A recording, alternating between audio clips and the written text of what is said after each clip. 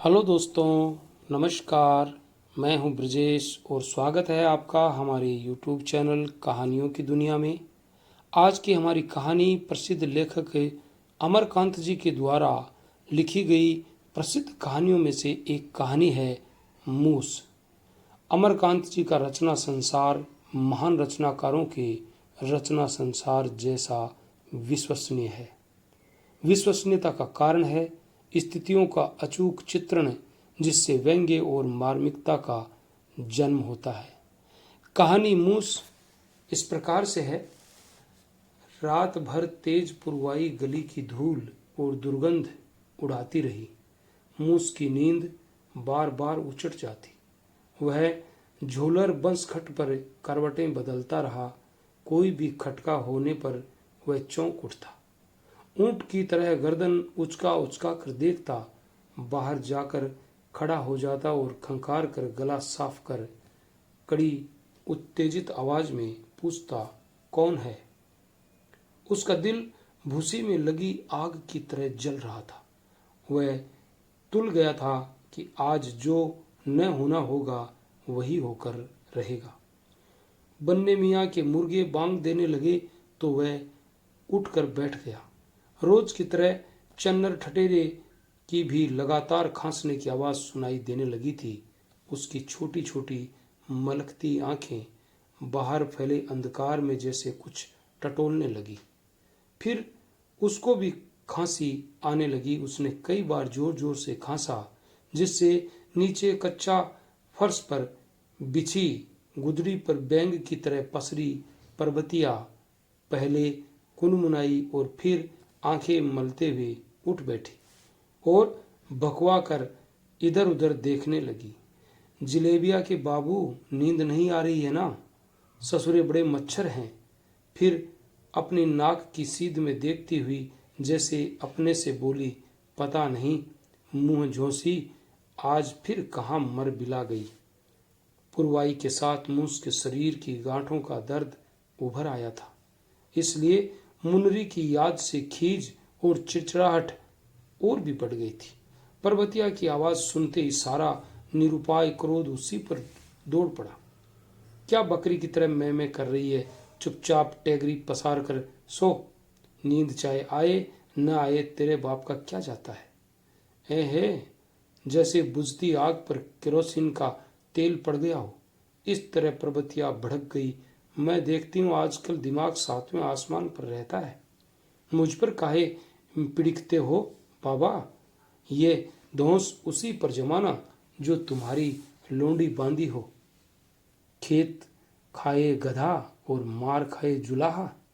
आंख की लकड़ी होगी तुम्हारी। तुम जाकर दीदे फोड़ो। मैं अपनी नींद क्यों खराब करूं? चुप ससुरी। मूस के मुंह से पटाखा फूटने जैसी आवाज निकली। फिर उसने फुर्ती से खाट पर लेटकर दूसरी ओर मुंह कर लिया। पर्वतिया चीखने चिल्लाने लगी, कैरत है, करीत है, ये कहने को ही सीधा है। इसके दिल में गज भर का छुरा है। मौका मिलते ही मार कर घाम में फेंक दे। सराही धिया डोम घर जाती है। मूस का खून खोल रहा था। उसके जी में कई बार आया कि उठकर पर्वतिया का गला दबा दें, परंतु वह इस तरह चुपचाप पड़ा रहा जैसे सचमुच उसको नींद आ गई हो। बाहर गली में कुछ कुत्तों के भौंकने की आवाज समीप आती मालूम हुई तो पर्वतिया दोनों घुटनों पर हाथ देकर असीम घृणा से अहम करती हुई उठी और मूस को बाघिन की तरह घूरती धीरे धीरे बाहर निकल गई। परंतु ओसारे के नीचे पहुंचते ही वह चौंक कर उत्तेजित स्वर में बोली, कौन है रे? मुनरी अंधेरे में खूंटे के पास साड़ी की फुफ्ती पकड़े ठिठकी खड़ी थी। उसका शरीर ढीला ढाला नजर आ रहा था और बाल अस्त व्यस्त थे। उसकी आंखें उड़ी उड़ी थी और मुंह पर थकान उतर आई थी। वह अजीब बनावटी डरी डरी आंखों में कभी पर्वतिया को देखती और कभी सर झुका लेती। बोलती क्यों नहीं रे कुल खोकी? पर्वतिया मुनरी के पास जाकर उसके मुंह के सामने अपने हाथों को करछुल की भांति घुमाती हुई बोली, मुंह में जाबी लगी है? किस हरामजादे के साथ अब तक मर रही थी? मुंदरी बुत बनी रही। तू नहीं बोलती? पर्वतिया ने लपक कर मुंदरी का आंचल पकड़ लिया और उसे ओसारे में खींच कर ले गई, जिससे मुंदरी की साड़ी कमर से ऊपर खुल गई। फिर लड़ाई के मैदान में नंगी तलवार लेकर दौड़ते हुए योद्धा की तरह तेजी से बढ़कर मुंदरी के स्तन में उंगली गड़ाते हुए चीख पड़ी, तुझ पर बहुत जवानी चाहिए, मैं ऐसी जवानी में आग लगा दूंगी। मूस अब खाट से उछल कर खड़ा हो गया था और गुस्से से तन कर मुंदरी को देख रहा था। उसके ओसारे में जाते ही वह पास जाकर पर्वतिया से बोला, तू हट यहां से, आज मैं इसकी सारी गर्मी झाड़ कर रख दूंगा। इसके बाद मुंदरी की ओर मुंह करके गुस्से से कांपते हुए उसने पूछा, तू कहाँ थी रे अब तक? सच सच बता, नहीं तो आज मुझसे बुरा कोई न होगा। मुख्तार बाबू के यहाँ सो रही थी, मुंदरी ने उद्दत स्वर में कहा। फिर झूठ बोल रही है ससुरी, उस दिन भी तो तू ललाइन के यहाँ सो रही थी। मैं तेरी सारी खेल कटई जानता हूँ। सच सच बता, मुख्तार बाबू के यहाँ सो रही थी या कहीं पेड़ों की कमाई खा रही थी? ऐं? मुंदरी गुस्से से झनक गई। जबान संभाल कर बोलना, ऐसी कमाई खाएं तुम्हारे घर वाले, तुम्हारी माँ बहनें। मुझसे ऐसी भाषा न बोलना, हाँ ठीक नहीं होगा। पेड़ों की कमाई तो तू खाती ही है रे, नहीं तो तू कौन सदा व्रत चला रही थी? फिर माँ बाप के बखान से अचानक उत्तेजित हो उसने लपक कर कोने में रखी कांवर उठा ली और कांवर मुंदरी के पैर में जमा दी। अंत में कांवर को तान कर बोला, बताती है कि नहीं या दूं एक हाथ? कांवर से मारना था कि पर्वतिया हाँ हाँ करती हुई बीच में आकर मूस को भला बुरा कहने लगी। कैसे निर्दयी मनई हो, मर्द पुरुष होकर तिरिया पर हाथ उठाते हो? कहीं इस तरह भी मारा जाता है? मेहरारू की बात में तुम क्यों कूदते हो? मैं तो पूछ ही रही थी, तुम क्यों दाल भात में मुसलचंद की तरह टपक पड़े? ये मर्द या तो बोलेगा नहीं, और बोलेगा तो जान लेने पर ही उतारू हो जाएगा। अरे पापी ने मार डाला। मुनरी जमीन पर धम से बैठकर हाथ से छाती पीटते हुए चीखले चिल्लाने लगी, ये कसाई है कसाई, इसका हाथ टूटे, इसके हाथ में गिनई चुए, इसका अंग अंग गले, तो रोती काहे को हो भाई? पर्वतिया अब उसके पास बैठकर पुचकारने लगी, पहले ही बता देती कि मुख्तार बाबू के यहाँ सो रही थी। मैं तो जलेबिया के बाबू से कह रही थी कि सुख दुख का शरीर है, बेचारी थकी मांदी होगी, कहीं पड़ रही होगी तो उठने को जी न किया होगा। चुप रहो, तुम्हारे लिए ही तो कहा जाता है, कहीं भी जाओ तो मुझसे बता दिया करो। किसी को कुत्ते ने काटा है कि तुमसे कुछ कहने जाएगा? मुंदरी अब राग बांध कर रोने लगी। क्रोध किस चिड़िया का नाम है, ये मूस एक सवा साल पहले तक जानता ही नहीं था। उसका देह दजा में वह शोभा भी नहीं देता था। 4 फुट का मर्द होने के कारण लोग उसके बारे में खामखा कह देते, जैसा नाम वैसा गुण। दुबला पतला शरीर, छोटा चेहरा, बड़ी बड़ी फरकती मूछें, छोटी छोटी मिचमियाती आंखें और उभरी हुई गाल की हड्डियां। 5 साल पहले उसने 40 पार कर लिया था।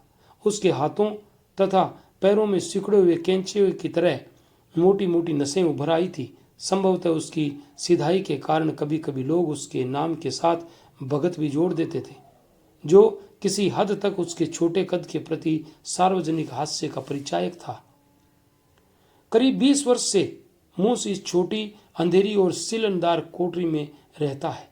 अकाल पड़ने पर वह पर्वतिया और 6 मास की बच्ची जलेबिया के साथ गांव छोड़कर यहाँ चला आया था। गडरिये की जायदाद के नाम पर कुछ भेड़ें और बकरियां थी जो भूख से बिलबिलाकर मर गई थी। तब भी ये गली ऐसी ही कच्ची, टूटी फूटी, गंदी और बदबूदार थी, जिसमें दलित जातियों से लेकर रिक्शे वाले, खोंचे वाले, मिलों में काम करने वाले मजदूर और कुछ ठठेरे रहते थे। आसपास के मोहल्लों में कांवर के साथ मूस की शक्ल यहाँ की टूटी फूटी सड़कों और गंदी नालियों की तरह चिर परिचित सी हो गई थी। 6-7 घरों में वह पानी भरता था।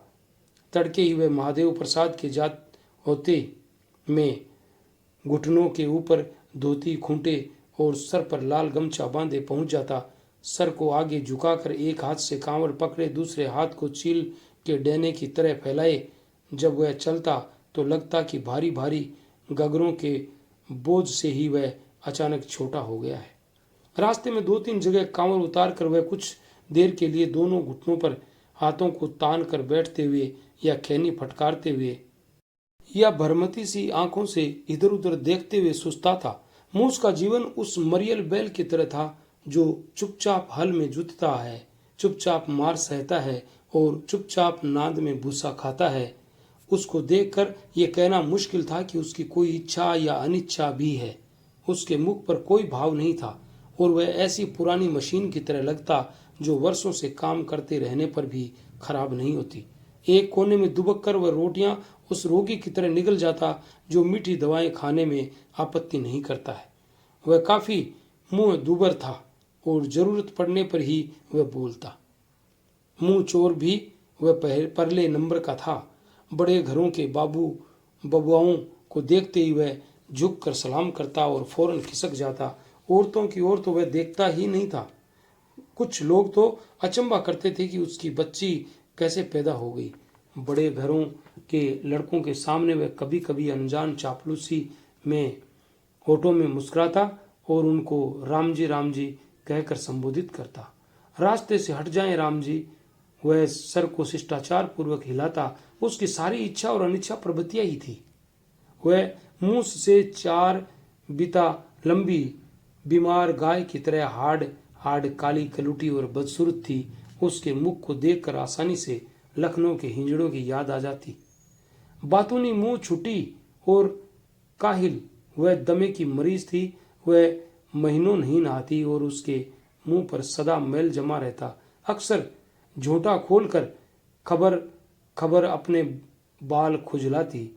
वह एक साथ 8-10 घरों में बर्तन मलने का काम थाम लेती, लेकिन काहिली नागा और गंदी मंजाई के कारण अंत में 3-4 ही घर हाथ में रह जाते थे। वह लड़ने झगड़ने में उस्ताद और अव्वल नंबर की लुतरी थी और 2 घरों में झगड़ा लगाते उसको देर नहीं लगती थी। वह मकानों के अंदर बेधड़क घुस जाती और उम्र के मुताबिक औरतों से चाची, बुआ, मोजी, भोजी, बेटी आदि का रिश्ता जोड़ लेती। दरअसल लोग जितना उसके क्रोध से डरते उतना ही उसके प्रेम से भी डरते। उसकी यहाँ तक प्रसिद्धि थी कि उसने आवारा औरतों को बीड़ी वाले बन्ने मियाँ, ट्रक वाले चौबे जी और गांव पर बाल बच्चों को छोड़कर शहर में छुट्टा रहने वाले बाबुओं के पास पहुंचा कर काफी पैसे बनाए थे। मूस ने कभी भी परबतिया को ऐसी वैसी जबान न कही थी। वह क्या करती और क्या बोलती है उसके संबंध में उसने कभी सोचा भी न था और वह जैसा खाना देती वह सर झुकाकर खा लेता। डांटती फटकारती तो चुपचाप सुन लेता। उसकी गाय में भी हूं और उसकी भैंस भी मैं हूं। वह इतना दबा दबा रहता कि परबतिया उससे 2 शब्द मीठा बोलना भी जरूरी नहीं समझती। वह सदा रुखाई से पेश आती। उस समय मूस हल्के से सर हिलाकर होठों और मूछों को में मुस्कुराता, जैसे ये दिखाना चाहता हो कि वह हीन और दया का पात्र है। परबतिया उसको अक्सर 2 बीते का मर्द कहकर अपनी उच्चता और प्रभुत्व की पुष्टि करती रहती। वह खुद काम में नागा करती, परंतु कभी मूस तबीयत भारी होने के कारण न जाने की इच्छा प्रकट करता तो वह गघोट उठती। देखती हूँ बड़ी मोटेनी छा गई है। पेटू होने की वजह से वह अधिकांश रोटियां स्वयं चट कर जाती। जब मूस एक आध रोटी मांग बैठता तो तिनक जाती, पेट है कि बरसाए है बाबा। काम धाम से मूस को लौटने में देर हो जाती तो वह झनकते पटकने लगती। बार बार कह दिया, टेम पर खाना खाकर जहां जाना हो जाकर मुंह पिटाओ। पर ये 2 बीते का मर्द जहां जाता है लसरिया जाता है। कौन कमाई कर रहे थे अब तक। परंतु मूस की कांवर बेकार हो गई।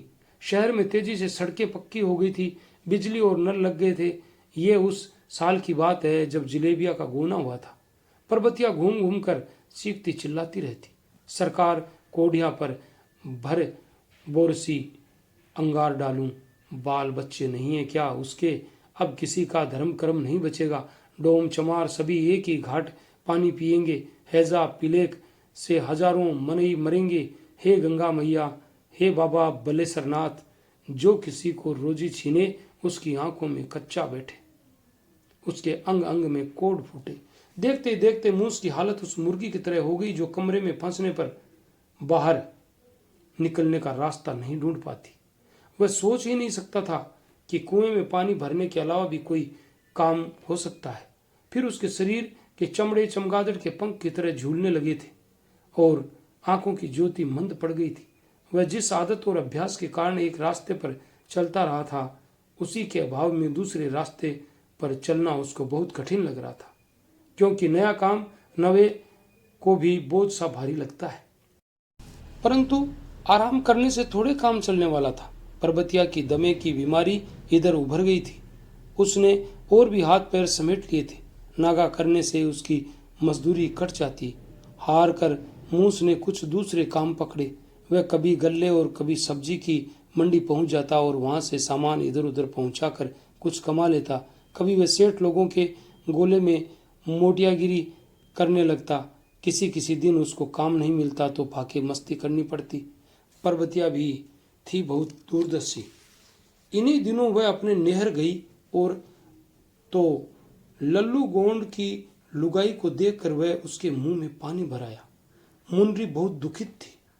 उसने रो रो कर परबतिया को बताया कि लल्लू ने चमार की लड़की घर में बिठा ली है और ताड़ी शराब पीकर उसको बहुत पीटता है।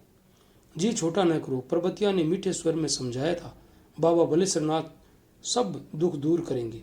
जब मर्द पुरुष की नीयत बिगड़ जाती है तभी वह मेहरारू पर हाथ उठाता है। ऐसे मर्द का रहना न रहना बराबर है। मर्द तो वह है जो तिरिया से दो गाल मीठा भूले, उसके सुख दुख का ख्याल रखे। तुम समझो बाबा बलेसरनाथ ने ही तुम्हारे लिए मुझे यहाँ भेजा है, नहीं तो कहाँ मैं रहती हूँ और कहाँ तुम। उनकी कृपा से किसी बात की कमी नहीं हो। दो चार आदमी बैठकर खा सकते हैं। जो हम खाते हैं तुम भी खाना, जो हम पहनते हैं तुम भी पहनना। फिर मन लायक कोई मिल जाए तो हाथ पकड़ लेना। शहरी मर्द होते हैं बड़े नेक, मेहरारू को फूल की छड़ी से भी अधिक छूते हैं। जिंदगी से उबी मुनरी भागकर परबतिया के साथ रहने लगी। परबतिया ने उसको बड़े प्रेम से रखा। वह उससे मीठा बोलती, उसको अपने साथ काम पर ले जाती और उसको बाजार हाट घुमा लाती। इस घर को तुम अपना ही घर समझो। कुछ दिनों बाद परबतिया ने मुनरी से कहा, जैसी मैं वैसी तुम, अब इस घर को तुम संभालो। छूटी औरत कोई ठीक थोड़ी होती है।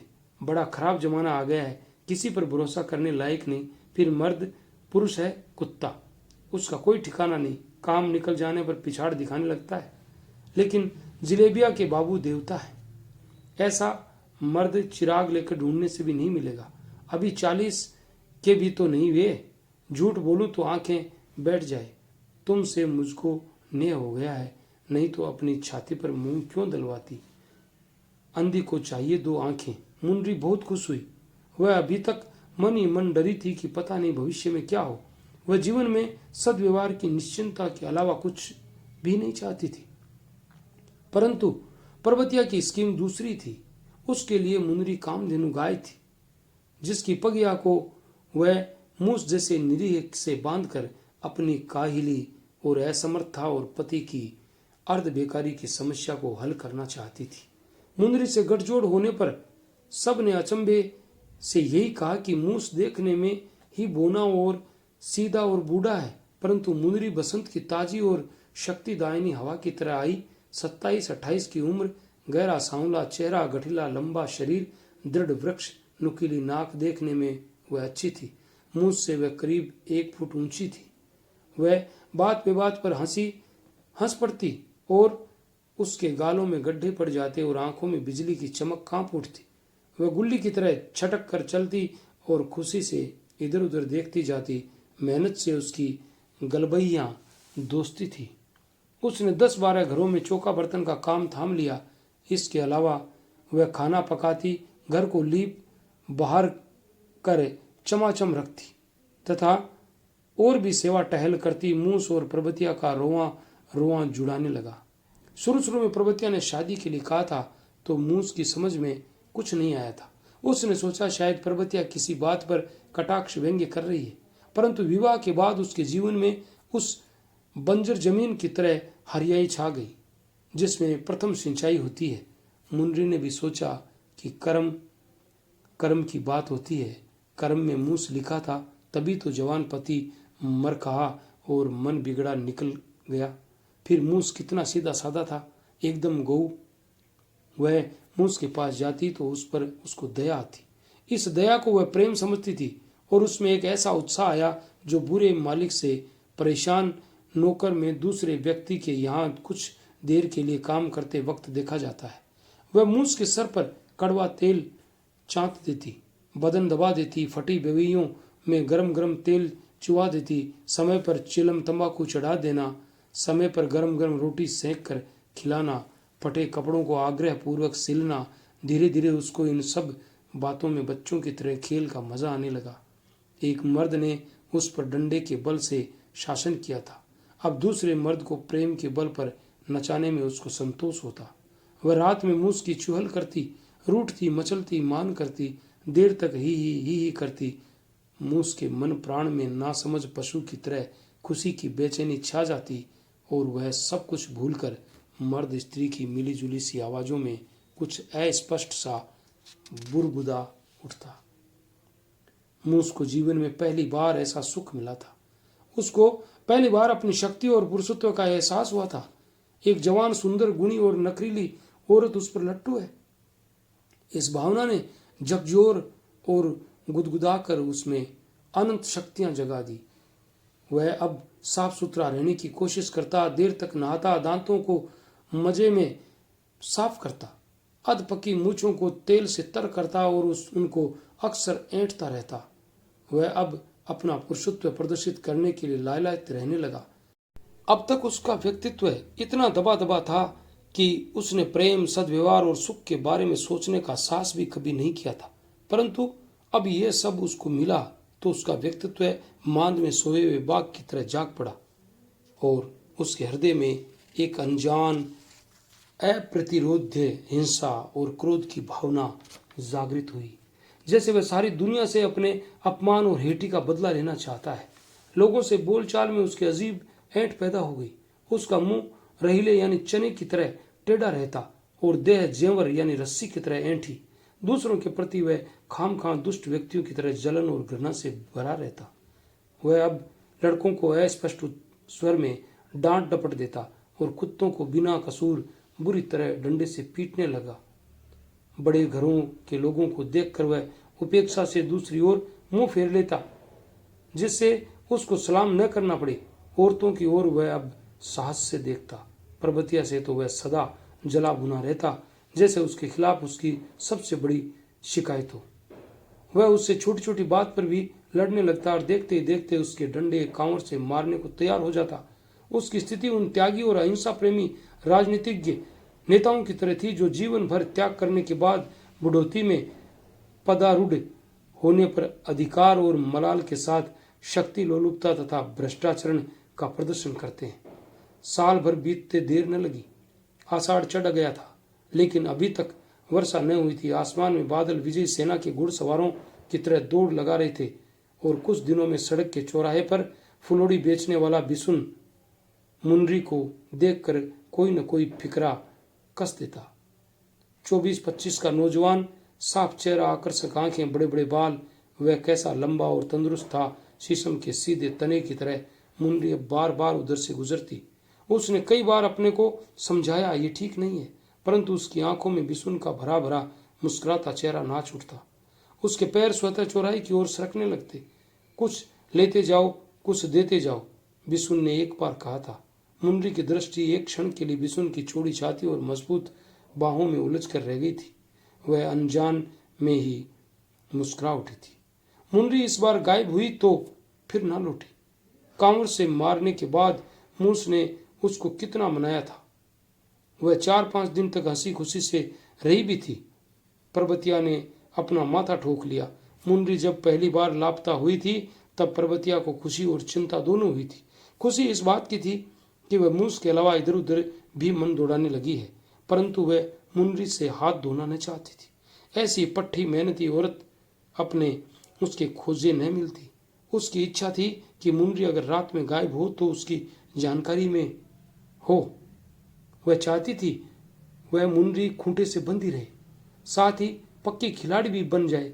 वह मुनरी का पूरी तरह शोषण करना चाहती थी। कई दिन तक मुनरी की खोज खबर नहीं मिली।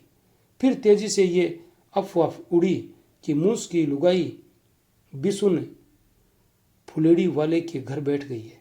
मूस ने सुना तो उसका खून खोल गया। जो स्त्री उससे संतुष्ट और सुखी थी, उसको जबरदस्ती प्राप्त करने के लिए वह व्याकुल हो उठा। वह उसकी विवाहिता स्त्री थी और उस पर उसका अधिकार था। सवेरे सवेरे मूस और पर्वतिया जाकर बिसुन के दरवाजे पर खड़े हो गए। मूस ने धोती खोंट ली थी।